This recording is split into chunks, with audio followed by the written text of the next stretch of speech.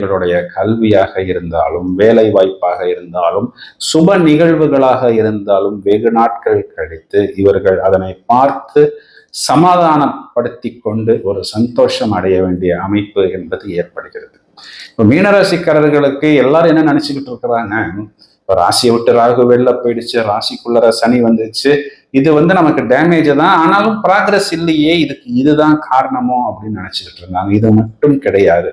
இப்போ ராசிக்கு 2ஆம் அதிபதி தனகாரகன், ராசிக்கு பாக்கிய அதிபதி செவ்வாய், இதுக்குண்டான இந்த கிரகம் இவர்களுக்கு பஞ்சமஸ்தானத்தில் நீசம் அடைந்திருந்தார். அப்போ பணத்தை கொடுக்கக்கூடிய ஒரு கிரகம் மைனஸ்ல போய் நெகட்டிவ்ல போய் பாக்கியத்தை கொடுக்கக்கூடிய அதே கிரகமும் அவ்வாறு போனா எல்லா பக்கமும் நமக்கு அடி. ஒரு பக்கத்துல சனி, ஒரு பக்கத்துல ராகு, இப்போ செவ்வாய்.